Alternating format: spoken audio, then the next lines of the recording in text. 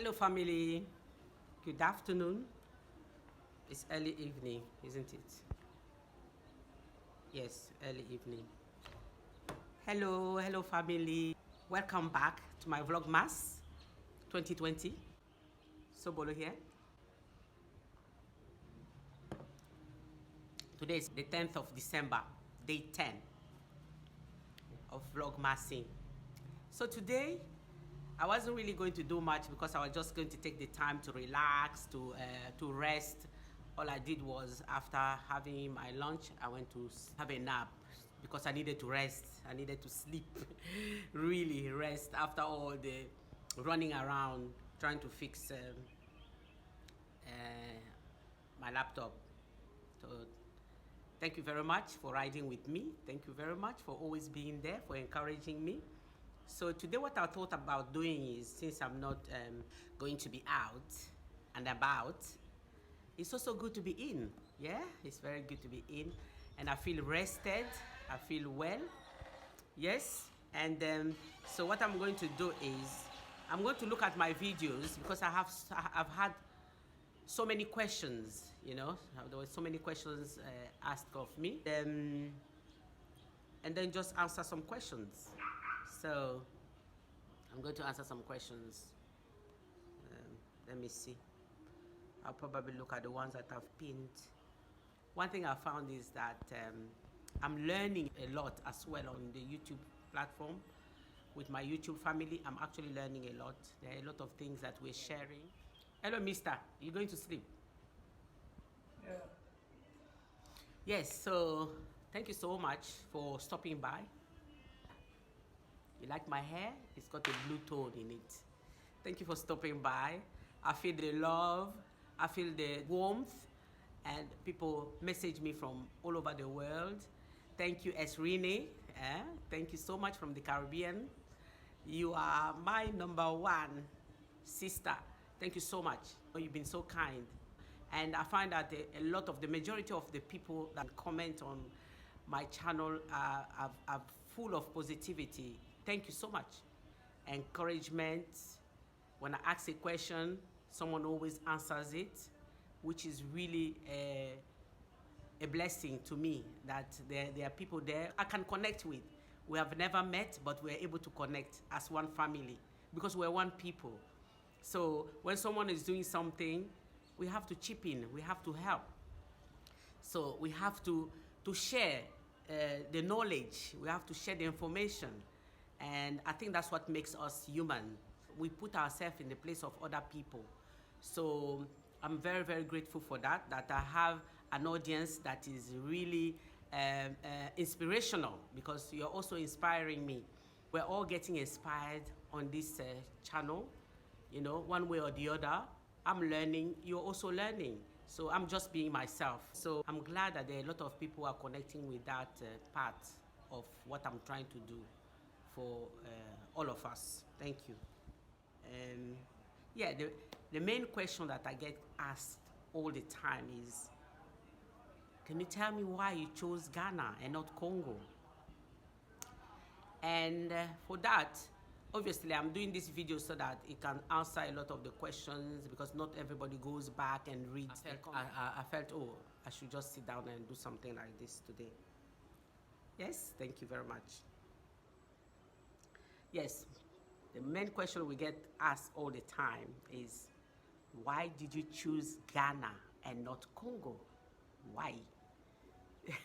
So it's very interesting, that question, you know, because we are all free, we are all Africans, we are all people, you know, we all have ambitions, and we all have our dreams. For instance, if I take the case of us Africans living in Africa, our dream is always to be in the West, to be in Europe, in Australia, to be in America. We don't want to be in Africa. Africa is not a destination. Africa is not a place where you go to. That is a place where you want to escape from. And people are dying in the Atlantic Ocean trying to get into Europe because they feel that there's nothing in Africa. So when we started planning to come to Africa, you know, because we've lived in Europe for so many years, And our plan was always to go to Africa, to return to Africa, to retire in Africa. That was always our plan. And then we tried investing in the DRC. We bought land. We started projects. Most of my family members are living outside of Congo. We didn't really have someone reliable that we could ask to supervise our projects that we were trying to set up in Congo. So we did plan it a very long time ago, and we lost so much money because you send money, you bought the land, and then someone comes and steals your land. We chose Ghana because Ghana seems to be a country that is quite stable in Africa. That's the reason why we chose Ghana. And compared with other countries, we feel at peace in Ghana. And we did invest in the DRC. We did try projects in the DRC. And because of the reason of instability and the way things are, at the moment in Congo, for the last 17 years or 18 years, the way things were in the DRC, we felt that we were not confident to actually go there and start investing our money that we actually worked hard to be able to get. Well, we worked hard. Why did you choose Ghana and not Congo? It's a very interesting question, because most people look at the West as the place to gravitate towards. Yes, so I understand that.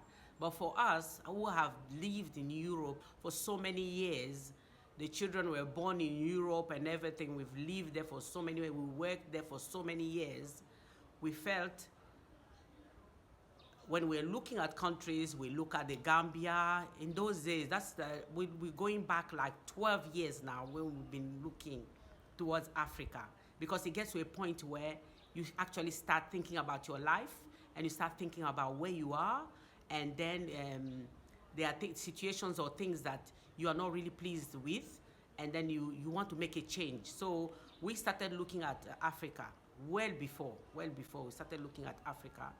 And we felt like Africa will offer us a better standard of living, in the sense that you spend less, and the weather is beautiful, and Congo is a beautiful land. I believe Congo is actually paradise. In fact, Africa as a whole is paradise on earth. But then when you take Congo, when you look at the history of Congo, and when you look at what Congo has, you will come to understand that, yes, this country is blessed. It's really blessed. Congo is blessed. We would have loved to go back to Congo. We still have the plan to go. We will go. But we got to a point where we decided that we need to have a base in Africa. Yeah? After living in Europe for so many years, we needed to have a base in Africa. But where were we going to have that base? We look at the Gambia, and I don't know, that was like going back 12, 13 years ago, we're looking at Africa. We look at Gambia. That time it was very, there wasn't much development like today, the Gambia. It wasn't as developed as it is. And then we looked at Senegal, and because the kids were still young then, we're like, oh, okay, Senegal, they speak French, and we have to start again the system of the children learning a different language for studying, and most of them were at a critical stage in their education. So, and then which country did we look at again? That's when we started looking at Ghana, because in 2008, I traveled to Ghana for the first time. That was the first time I set foot on Ghana soil. In 2008, with the children, it was Easter holiday. We came here for almost 2 weeks, and we rented a villa in East Legon. It was a beautiful villa, with we had people helping us. We had a driver at our disposal, and then the kids, that was their first time coming to Africa. So we had a good time in 2008. We went to Kakum Forest. We went to Cape Coast. We went to, there was a restaurant where they feed crocodiles. We went to Akosombo Dam. We traveled around that period every day. We probably stayed in the house for 3 days out of the 2 weeks we were out in Ghana. So, yeah. So, and the kids really loved it. I mean, I was asking the kids and I say, we sat down and say, what do you think? First of all, when we arrived in the middle of the night and got into this beautiful villa in East Legon, the kids were like, wow, wow, wow. I said, oh, really? Wow. What did you think of Africa before? You know, you thought people lived on the tree, didn't you? And they were laughing because I like to joke with my kids. I speak to them as adults, you know. So people always like, why do you talk to them as if they were adults? Because kids, they are smarter than us. So sometimes we think we treat them as if they were kids, but my kids, I never treated them as if they were kids. I give them responsibility. They do things, you know, they have to think for themselves, you know, so that's what I've done, raising them. So it's like, you thought African people lived on trees, right? They were laughing. And the rooms were so huge, you know, they were jumping about. My youngest was running out, chasing after lizards and chickens.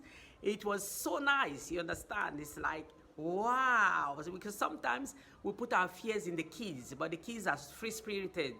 So it was so nice seeing them so happy, enjoying Ghana. They really enjoyed Ghana, you know? So, and that's the reason why when I started looking at Ghana is an English-speaking country, and then I said to myself, yeah, I think if we have to come to Africa, it's got to be Ghana.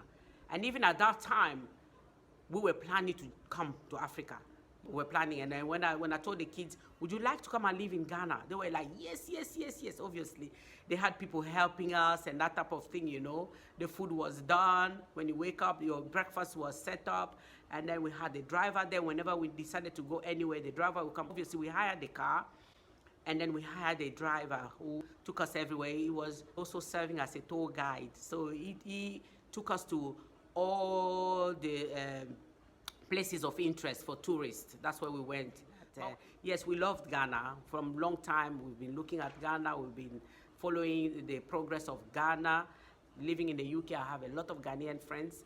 And I always get surprised. They are not really as fired up as I am about Ghana. It's like, Ghana, you want to go? Even when I wanted to come to Ghana and bring the kids, it was like, what?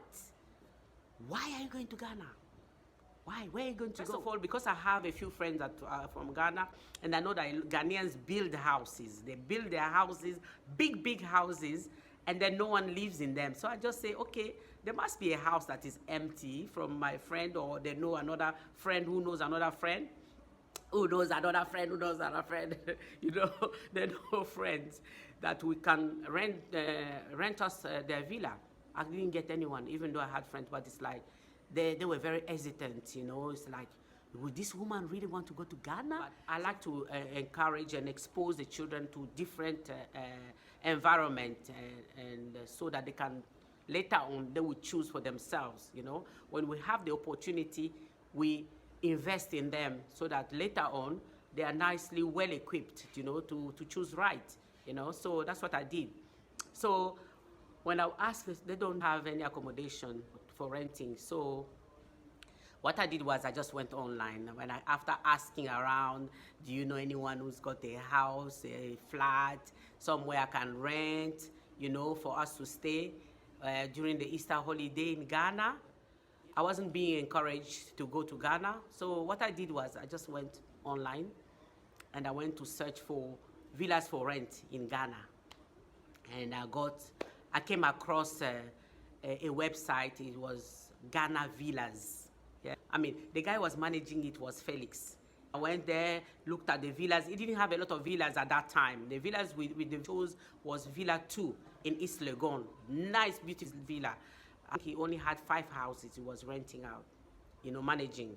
So, and I got in touch with him. I went onto the website and I saw the availability. And then I decided to choose that villa. And obviously, it came with a driver. It came with the people who were helping you. in the house. After I asked my friends if they knew of any place I could rent for that period of time of the holidays, at that point, I didn't want to say anything to anybody anymore. So when I got that villa, I just paid in the UK. I paid in pounds sterling. Luckily, that time, the pound was $2 to a pound in 2008. So it was really nice. And then the money went a long way. So we rented the villa. And then, yes, Felix organized everything. He organized for the driver to pick us up from the airport. And the driver came. We came with British Airways and landed in the middle of the night. And it was like, we were traveling in the night, dark, total darkness.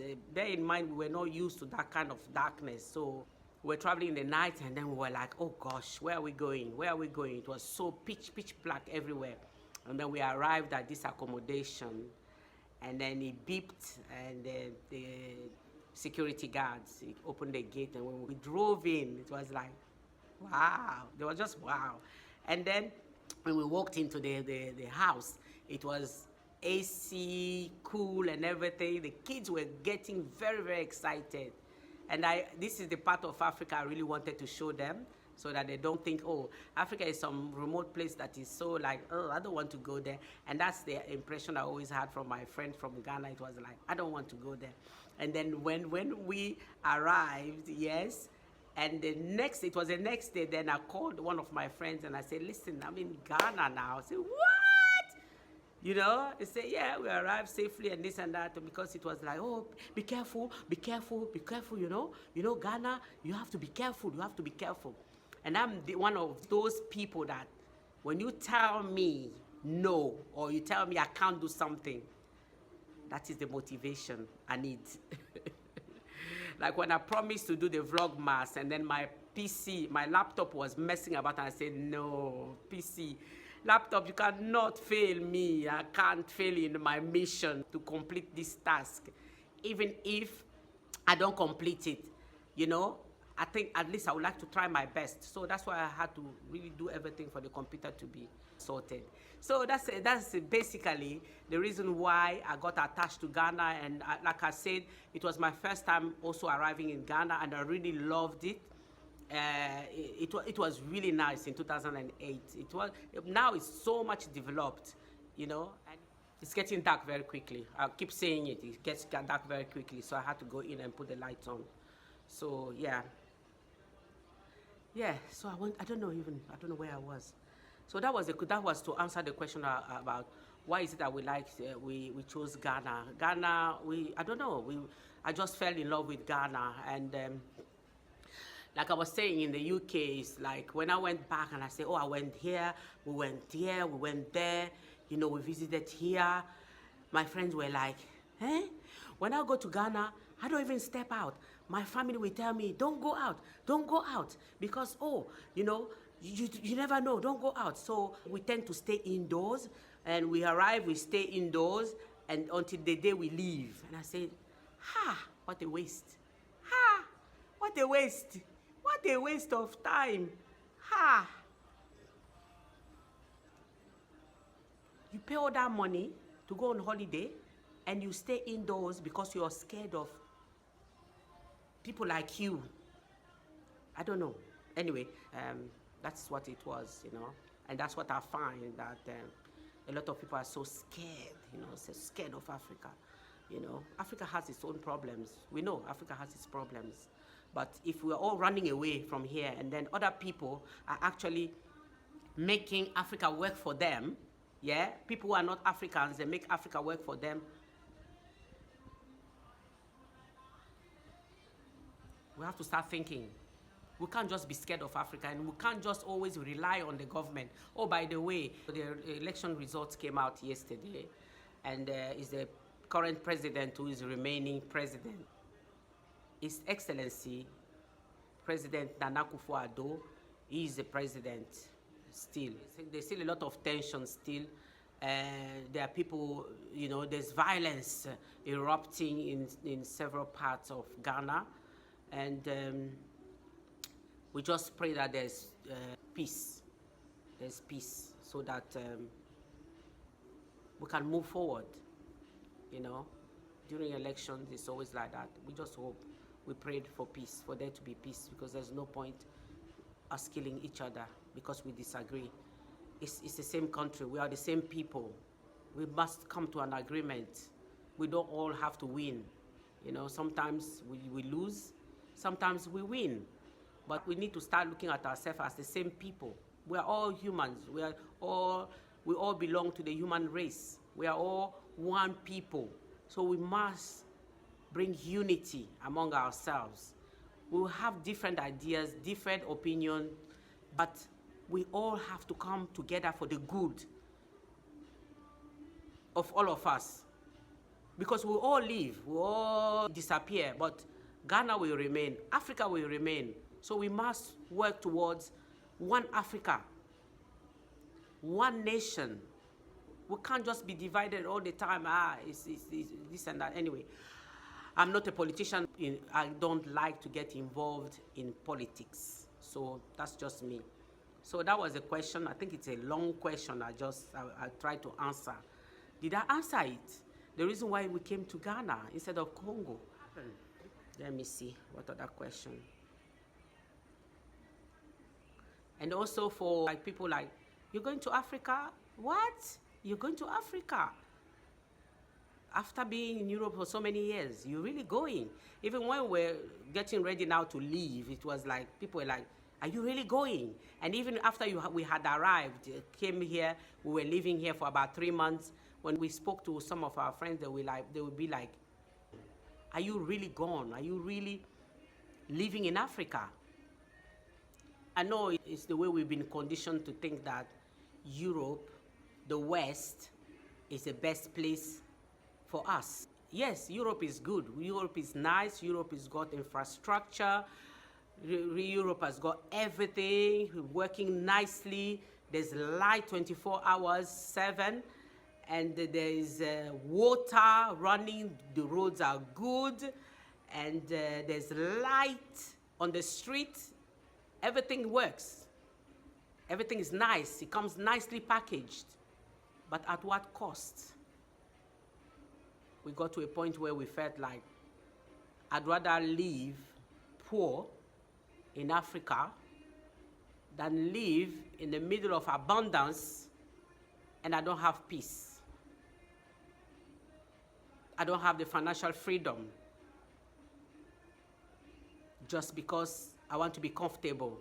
Sometimes you need to get out of your comfortable situation, get out of your comfortable seat, because we all like to be comfortable. I don't like anything complicated. And then people bring their children here to Africa. They pack all sorts of food from Europe. They bring it here. Oh, my child will only eat this. My child only eats that. It's what you give them. It's how you train them. The child will eat yam. When I brought my kids in 2008, they were eating what was being served. We ate yam. We ate suya. We bought suya by the roadside. With all the flies flying about, we bought suya.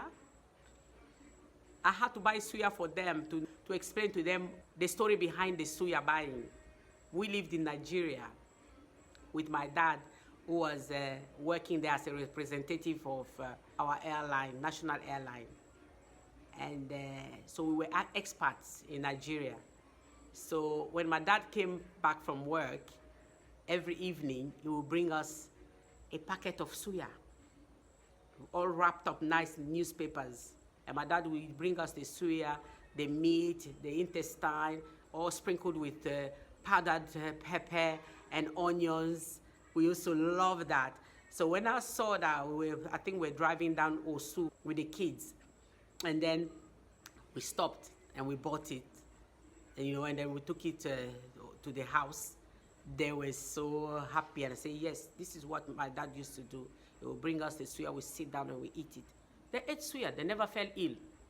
So we have to understand that the children are very resilient, sometimes. And sometimes we put our fear because of our own perception of what we understand or the way we see things, the way we grew up and whatever. But The children have got to be given the opportunity to decide for themselves. Yeah. So let me see. Let me go to another video and see which question. Which one do you have question?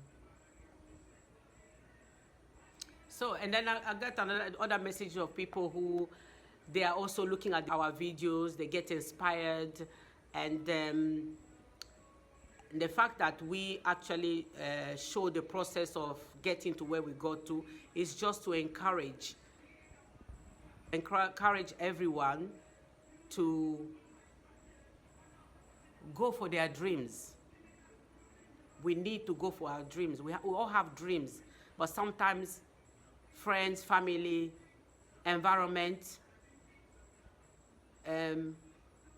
sets fear in us from what we hear, what we see. There's a lot of things that make us not attain our full potential or live our dream. Yes. If you have to follow everything you hear or everything you see, you will not get to where you're supposed to get to.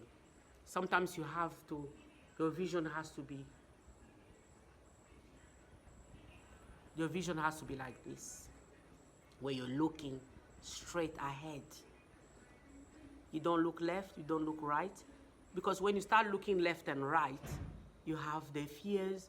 Oh, is it going to work? Look at you. Can you live here? Can you do this? Are you going to live all this comfort? Are you? The voices will start. How are you going to live? How are you going to do this? Sometimes we overthink ourselves out of our destiny. This is where you're supposed to be. You have some friends who will give you good advice, and some friends who will hold the advice that is good, and some friends who will give you bad advice. I don't know why we have that, where we don't want to help each other. We don't want to be each other's keeper. We don't want that. When someone is falling, we like it. We're laughing. When someone is in difficulties or is suffering, it gives us joy. I don't know. We actually have to change our mindset. We must rejoice when people are rejoicing. We must help when we are in a position to help. It can't always be, I have to get everything for myself. We need to think of the next person. We need to think of the next person. Because that's how the world is. We have to be looking after each other. Mosquitoes have started, so I always have my piece of fabric that I will wrap around my legs and my feet, because they like to bite my feet. So, yeah, we must help each other. Another good question that everyone wants to ask you has always been, how much did the house cost? It all depends. What do you want to build? Do you want to build a bungalow, which is one level? Do you want to build a story building? Do you want to build an apartment? What do you want to build? It's all dependent on your finances. And yes, every person's budget is different. You can build a house with 20,000 US dollars. I saw a program on YouTube. Someone is actually able to build a house for 25 or 23,000 US dollars. They build you a house. I think it's a 2-bedroom, I can't remember. But with 23,000 US dollars, someone can build you a house. With $50,000, someone can build you a house. With $75,000, someone can build you a house. With 100, it depends on your pocket. It depends on the amount of money you have at your disposal. It depends on what you have. And each person's house is their own. So it's a personal experience. You have to come down and do your own study. Interview 2 or 3 builders or contractors and find out their price, because there's a budget for everybody. Actually, there's a budget for everybody. Building a house, there's a budget for everybody. A lot of people found the video on our house building very, very interesting to watch. Yes, it was very interesting. And like I said, the reason why we decided to share our journey is just to encourage that person that is sitting there thinking, oh, I can't do this in Africa. I can't be this in Africa. I cannot do that in Africa. It's just to encourage all of us to try and do something. Africa is not that bad. It's also organized, and it depends what you want.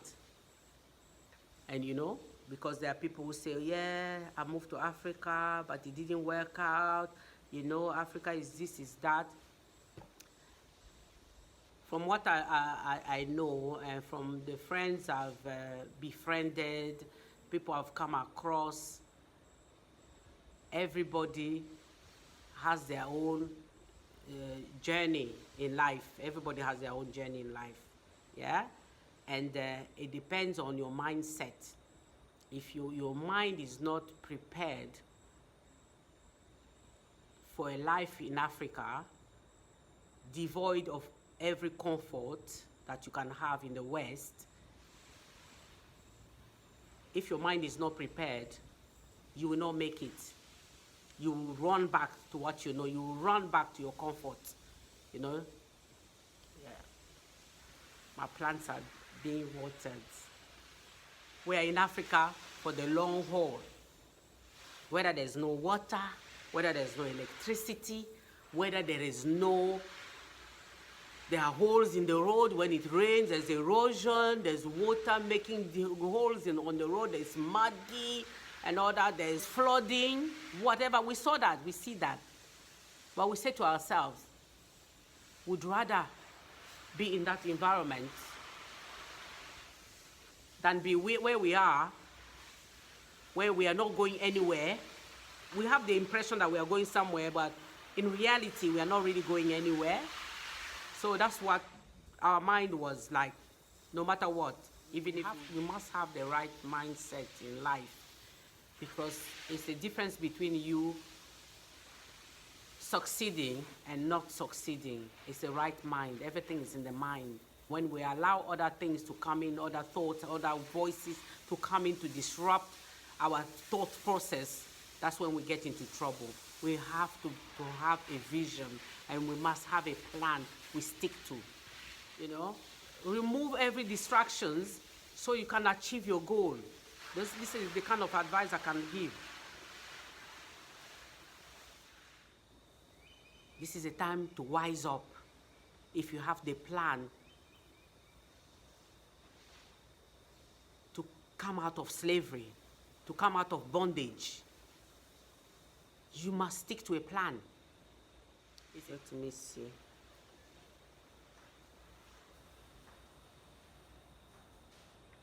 Thank you, Wendell B. Smith. Your words are always very encouraging. Thank you so much. I appreciate it. Thank you, Pramakra. Thank you. I hope to see you one day in Community 25.